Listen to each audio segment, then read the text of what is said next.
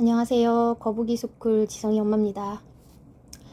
이번 영상은 보충제 복용 시에 주의해야 할 사항들에 대해서 영상 담아봤는데요. 자폐 치료에 대해서 제가 생의학적 치료를 도입해 볼 수 있다. 잘만 하면 많은 도움을 받을 수 있다. 그렇게 치료의 패러다임을 바꾸고 싶은 꿈을 가지고 시작한 게 거북이 스쿨이었는데요. 어느새 1380명이라는 구독자를 가지게 되었습니다. 처음에 아는 분 몇 분 모시고 설명드리기 복잡한 내용을 영상으로 보시라고 이렇게 만들기 시작했던 시절에 제가 하고 싶은 이야기 다 떠들다가 이젠 말씀 하나하나 드릴 때마다 책임감도 생각하게 되고 어깨가 무겁습니다. 사실은 최근에 제 유튜브를 보시고 아이들에게 보충제를 하나둘씩 해보시다가 실수를 하셔가지고 이제 어떻게 해야 되냐 도움을 요청하시는 분들이 몇 분 계셨어요. 물론 제가 구독자가 엄청 많아가지고 이런 분들이 정말 많은 것은 아니지만 몇 안 되는 아이들이라도 그것으로 고생했을 아이들과 부모님을 생각하면 마음이 참 좋지 않았습니다.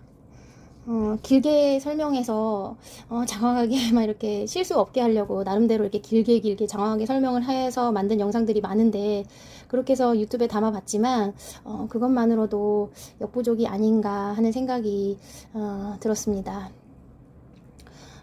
어찌 해야 하나 사실 요즘 여간 고민이 많은 게 아닌데요. 그래서 보충제 복용 시 주의해야 할 사항을 먼저 안내 드려야겠다고 생각이 돼서 영상 준비했습니다. 첫 번째, 남이 좋다고 해서 따라 먹이지 않기.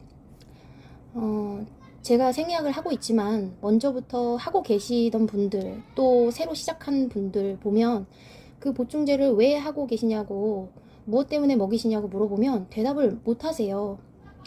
그렇게 되면 그 보충제를 먹이는 것에 대한 당위성이 전혀 없는 거예요. 그러다 보니 가족도 친지도 이웃도 아무도 먹이는 것을 좋게 생각하지 못하고 이해를 해줄 수가 없게 되지요. 그렇게 당위성을 인정받지 못하다 보니 실제로는 필요한 보충제이고 아이가 그것을 굉장히 잘 받아들이고 있었는데도 어느 날 한순간 엄마 손에 의해 다시 그 보충제 공급이 딱 끊기게 됩니다. 그런 상황이 생기는 거죠. 왜 필요한지, 무엇 때문에 유지를 해주어야 하는지, 어떤 효과가 있고 어떤 부작용이 있을 수 있는지 알고 만반의 준비를 하고 시작하셔야 된다는 겁니다. 전혀 모르고 시작한 생의학은 너무나 점점 보충제의 개수가 쉽게 늘어나게 됩니다. 무엇 때문에 먹는지도 모르는 성분들이 수십 가지에 이르는 아이들도 있어요. 그런 부모님들을 대상으로 우리는 너무나 쉽게 장사 속을 가진 자들의 먹잇감이 되기 좋습니다. 매의 눈을 장착하시고 경계하시어 꼭 우리 아이들에게 필요한 것을 스스로 가려주시고 그에 대한 정당성도 확보하여서 안정적인 서포트를 해주시기 바랍니다. 두 번째, 보충제는 한 가지씩 시작하기. 보충제가 저는 미네랄과 비타민 수준 내에서의 보충이라면 그게 아주 극단적으로 고용량이 아니라면 적정 수준에서 공급해 주는 것이 상당한 득이 될 수 있다고 생각을 합니다. 실제로 우리 아이들은 요구량도 높지만 그것을 흡수하고 이용하는 능력이 상당히 떨어져 있기 때문에 이것을 꾸준하게 적절한 용량으로 공급해 주는 것은 굉장한 큰 득이 될 수가 있습니다. 그러나 아무리 안전한 수준에서 먹고 있는 미네랄과 비타민도 다른 물질, 첨가물이 굉장히 적은 제품을 고르더라도 당연히 많이 먹지 않았으면 하는 첨가물들이 소량은 들어가게 되는 것은 어쩔 수가 없어요. 이런 것들이 다량 모이게 되는 것을 한번 생각해 보아야 합니다. 여러 가지 많은 양을 먹게 되면 그 첨가물의 양도 무시할 수 없는 거거든요. 그래서 되도록이면 고퀄리티의 제품을 사용하는 것이 좋고 되도록이면 보존제나 첨가제가 최소화된 제품을 이렇게 고르시는 것이 굉장히 중요합니다. 또한 이런 보충제에 첨가된 물질들에 굉장히 아이들이 예민한 경우들이 많아요. 알러지 반응 등을 고려해서 소량으로 초기 반응을 살피는 것이 좋습니다. 또한 미네랄과 비타민의 고갈 상태에서 이것들이 공급이 되게 되면 평소와 다른 행동들이나 반응들이 나오면서 아이가 굉장히 힘들어하고 노곤해하기도 하고 지쳐할 수 있습니다. 그 반응들을 잘 보고 케어를 잘 해주셔야 합니다. 만약 알러지 반응이 있다면 아나필락시스 반응처럼 심각한 반응이 올 수도 있기 때문에 잘 살펴보셔야 하고요. 의심이 된다면 즉각 병원으로 달려가실 생각도 염두에 두셔야 합니다. 물론 흔한 일은 아니지만 두드러기 등의 증상들은 워낙에 우리 아이들이 알러지성이다 보니 흔히 일어날 수도 있습니다. 보충제라는 것이 기성품으로 제작되는 것이지 맞춤형이 아닙니다. 그래서 우리 아이들에게 딱 맞춰서 나오는 것이 아니기 때문에 많은 문제들을 야기할 수 있음을 항상 고려하십시오. 세 번째, 보충제를 추가할 때도 처음 하듯이 똑같이 해주셔야 합니다. 보충제를 처음 한 가지 시작할 때 아무런 문제가 없었더라도 두 번째, 세 번째에는 문제가 나타날 수 있습니다. 반드시 문제가 없으리라는 보장이 되지가 않습니다. 각 보충제의 부작용과 반응을 하나하나 확인해 나가셔야 합니다. 혹시 아이가 아파하는 것은 아닌지, 속이 불편한 것은 아닌지, 식사를 잘 못한다거나 구역감을 느껴 한다거나 때로는 토하기도 하고 아니면 변해 상태가 이상하다든지 평소에 하지 않던 행동들을 한다든지 수면 패턴이 변화가 생긴다든지 또는 소리를 너무 과하게 지르기 시작한다든지 이런 이상한 변화가 있지 않은지 세세히 살피시고 불편감이 혹시 있어 보인다면 용량을 줄여서 가시거나 천천히 증량을 고려하셔야 합니다. 그리고 아이가 어리면 어릴수록 보충제를 받아들이는데 시간이 걸리게 되고 용량을 올리는데도 시간이 걸릴 수밖에 없습니다. 욕심대로 마구 증량하시지 마시고 아이가 느끼지도 못할 만큼 편안하게 해주시는 것이 가장 좋다고 생각합니다. 마구 용량만 증량한다고 아이가 모두 받아들일 수 있는 것이 아닙니다. 받아들일 수 있는 때가 되어야 주신 것을 그대로 이용할 수 있는 몸이 됩니다. 우리 아이들의 몸은 주는 대로 꼴깍꼴깍 담아주는 약병이 절대 아닙니다. 네 번째, 보충제마다 각각의 주의사항들이 있고 그 특징들이 있습니다. 잘 숙지를 하셔야 됩니다. 보충제마다 같이 먹을 수 있는 보충제도 있고 또 같이 먹어서는 안 되는 보충제들도 있습니다. 음식도 마찬가지입니다. 음식도 같이 할 수 없는 경우도 있고 만약에 병원약을 복용하고 있다면 그런 약물들과 같이 할 수 있는지 이런 것들도 상세히 확인을 하셔야 됩니다. 각 보충제 속의 성분이 사실 단일하지 않을 수 있어요. 우리 아이에게는 해당돼서는 안 되는 성분들이 있을 수 있기 때문에 꼼꼼히 체크하셔서 확인해 주셔야 합니다. 그리고 그로 인해서 나올 수 있는 반응들까지 미리 알아보시고 시작을 하면 반응이 나왔을 때 대처도 용이하실 겁니다. 좋은 기능을 보고 섭취를 시작했는데 잘 알지 못하고 유지를 하고 하게 되면 나쁜 기능으로 해를 입을 수도 있다는 이야기입니다. 다섯 번째, 보충제의 반응이 내 아이와 다른 아이가 똑같을 수 없다는 것을 아셔야 해요. 보충제를 해서 다른 아이가 많이 좋아졌다고 하니까 내 아이도 그럴 수 있을 것이라고 희망을 가지고 시작하는 것은 맞습니다. 그렇지만 우리 아이들의 증상이 제각각이고 스펙트럼이듯이 이런 보충제의 반응도 각양각색으로 나타납니다. 그리고 겉으로 보이는 반응들이 전부가 아닐 수도 있어요. 내부적으로는 우리가 어떤 일이 벌어지고 있는지를 눈에 보이지 않으니까 그래서 저 아이는 저렇게 좋은데 내 아이는 왜 이래 하실 수 있어요. 그럴 때 그런 반응이 이렇게 다르게 나타날 수 있으니까 그런 것이라 생각해 볼 수도 있지만 그런 상태가 너무 길어진다면 꼭 생각해 보셔야 할 부분들이 있어요. 이 보충제가 아직 시작한 지 얼마 되지 않아서 아직 보충제가 내 몸이 이용할 줄 모르는 상태이던가 아니면 좋은 효과를 보이기에 용량이 너무 낮은 상태이던지 아니면 반대로 용량이 너무 과한 상태인 건 아닌가를 생각을 좀 해봐야 되고 또는 보충제 자체에 부작용을 아이가 겪고 있는 건 아닌가 등등에 대한 판단을 조금 해보셔야 할 필요가 있어요.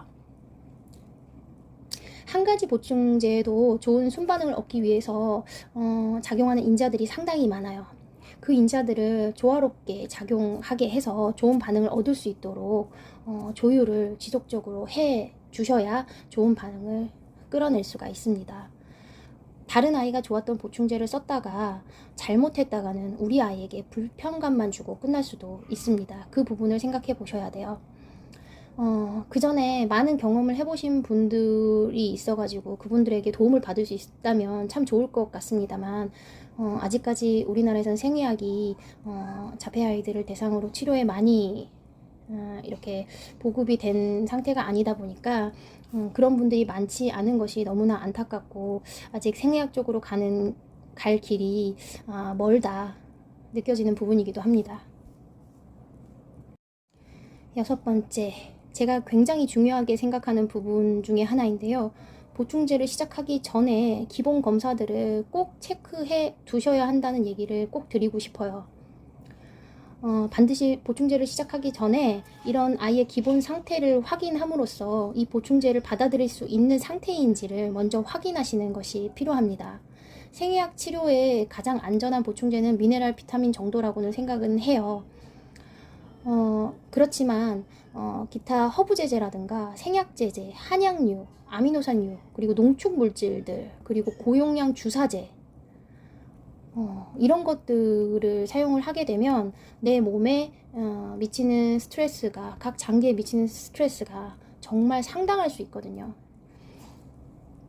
몽땅 보충제도 쓰고, 코로나로 뭐 해열제 같은 것도 쓰고, 뭐 기생충을 잡는다고 기생충 약도 쓰고, 한약이 좋다고 해서 한약을 몇 달간 복용을 하고, 아무 이벤트 없이 느닷없이 검사를 해봤더니 간 수치가 엄청 올라 있더라, 이런 분도 계셨고요. 이런 경우 뭐가 문제일까요? 사전검사를 하지 않은 부모님의 불찰이라고 저는 생각을 합니다. 만약에 이렇게 우연히 그냥 이벤트 없이 검사를 해봤더니 이런 결과를 보였다 할 때, 그러면 그때는 어디서부터 어떻게 손을 봐주실 겁니까? 지금 현재 아이가 들어가는 보충제를 가지고 얼마나 이용하고 있고, 그것을 얼마나 득을 보고 있고 편안한 상태인 건지, 그런 거 우리가 눈으로 파악할 수는 없잖아요, 그 많은 보충제들 사이에.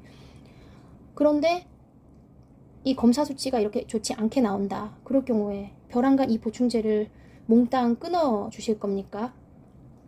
그런 경우의 이야기를 듣고 저는 사실 굉장히 답답하고, 아이를 생각하니 눈물이 나더라고요. 어떤 치료를 하든지 시작 전에 사전에 검사를 확인하십시오. 그리고 어떤 이상한 이벤트가 아이가 좀 이상하다고 느끼신다면 그때 바로 검사를 꼭 나가십시오. 반드시. 7번째, 기본 검사는 사전 검사로 끝내는 것이 아니라 일정한 주기를 두고 계속해서 검사를 확인을 하셔야 합니다. 아이가 표현을 하지 못하기 때문에 중간에 불편감이 있어서도 말을 하지 못했을 수 있어요. 그러니까 반드시 그런 경우를 고려해서 기간을 정해두고 3개월이면 3개월, 6개월이면 6개월 간격으로 검사를 고려를 하셔야 됩니다. 그리고 시기를 하시는 경우, 케톤 시기를 하고 있다 그러면 이제 케톤 시기를 시작을 한다 그럴 경우에는 저혈당 이런 거 굉장히 우려하시잖아요. 간단한 혈당기 정도는 간단하게 그냥 바로 그냥 손가락에서 피 따서 측정할 수 있는 혈당기 정도는 구입을 해두시는 게 저는 좋다고 생각을 해요. 이건 정말 고가도 아니고 어렵지 않잖아요, 구하기도. 그리고 혹시 아이가 보충제를 복용하고 있는데 경기가 의심이 된다면 의심이 되지만 그 순간을 보지 않으면 알 수가 없기 때문에 카메라 촬영을 항상 상시에 하시는 것이 좋습니다. 우리 아이들에게 경기를 하는 아이들의 비율이 높다고 말씀을 드렸죠. 크게 잡아서는 성인까지도 발생하기 때문에 60% 이상을 잡습니다. 경기는 스트레스에 굉장히 취약합니다. 스트레스가 많아지고 수면이 부족하고, 그렇게 되면 발생 빈도가 잦아지게 되죠. 보충제를 편안하게 받아들이고 있지 못하는 상태에서는 그것 또한 큰 스트레스가 될 수 있습니다. 발생하는 경기에도 대비를 하실 수 있어야 합니다. 8번째, 보충제는 보관을 잘 하셔야 합니다. 보관을 잘한다는 얘기는 보충제 자체가 개봉을 하게 되면 일단은 쉽게 산화도 되고 음식으로 생각하면 상할 수 있다는 얘기예요. 적절한 온도와 습도를 잘 맞춰주셔야 되고, 그게 되지 않으면 보충제가 원래 성분을 우리가 원하는 성분에서 달라지는 상태가 될 수가 있어요. 예를 들면 좋으려고 먹는 건데 이제는 상해서 먹었을 때는 해가 될 수 있는 상태가 될 수 있다는 얘기예요. 보관을 잘 하셔야 되고, 개봉 후에는 최대한 빨리 소비를 하셔야 되고, 두었다가 나중에 뭐 한 달 뒤에, 두 달 뒤에 이렇게 먹는 거는 되도록이면 하시지 않는 것이 좋습니다. 그리고 보충제를 약장에 뭐 자물쇠 같은 걸로 이렇게 묶어 두시는 게 아이들 손에 닿지 않는 곳에 안전하게 보관하시는 것이 좋아요. 사고에 반드시 대비하셔야 됩니다. 아이들이 보충제를 늘상 이렇게 먹게 되면 그 먹는 것에 대해서 두려움이 없어지는 시기가 와요. 그래서 마치 과자 주워 먹듯이 이렇게 아무렇지도 않게 먹는 아이들이 있기 때문에 그냥 그게 보였을 때 이것저것 다 집어 먹어버리는 그런 사고가 발생할 수 있습니다. 안전하게 그런 사고가 없도록 대비 잘 하셔야 됩니다. 9번째, 남의 아이에게 이 보충제 해보라고 권유하지 않기. 사실 나의 아이 시작하는 것도 굉장히 어렵고 조심스럽지 않습니까? 지금까지 말씀드리는 것만 해도 보충제를 시작하고 아이들에게 하는 것은 굉장히 까다롭고 어려운 일이에요. 다른 아이의 반응도 내 아이처럼 내 아이와 같이 봐주실 수 없다면 가볍게 이거 먹어봐, 좋아, 이게 좋대, 이게 이런 효과가 있대 로 끝나는 그런 소개는 상당히 조심스럽고 위험할 수 있다고 말씀드리고 싶습니다. 좋다고 알려주는 것은 나의 선행이고 그 엄마가 선택해서 주다가 발생하는 문제는 그 엄마의 책임이지 하는 그런 태도는 굉장히 큰 문제를 아이에게 초래할 수 있는 무책임한 태도가 될 수 있습니다. 10번째, 보충제의 사용은 기록을 꼭 하십시오. 언제부터 언제까지 사용했고 언제 스타트를 했고 용량을 얼마를 썼고 이렇게 자세한 기록이 내 아이의 치료의 반응을 확인하는데 굉장히 용이하게 하고요. 또 알러지를 체크하는 데도 도움이 됩니다. 그리고 있을 수 있는 사고에 대비하기에도 좋고요.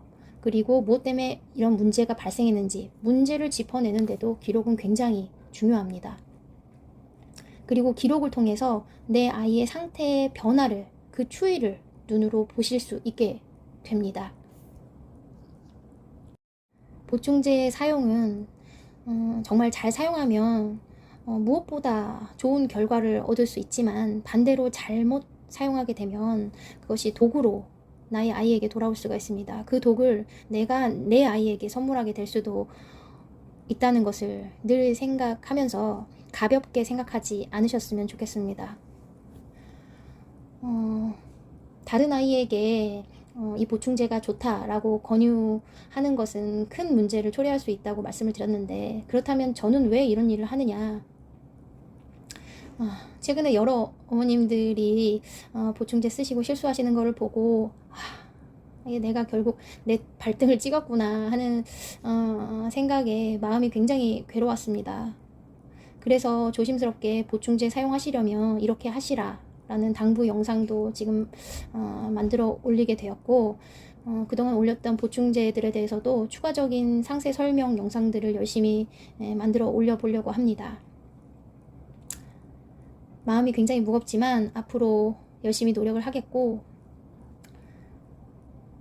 2017년 지성이 진단을 받을 때 그 막연했던 그때 나를 생각을 하면서 사실 이 일을 시작을 했어요. 사실 그때 내가 너무나 가여워서 그런 내가 더 이상 없었으면 해서 시작했던 일입니다. 마음이 무겁고 굉장히 힘들지만 앞으로도 최선을 다하겠습니다. 우리 행복합시다.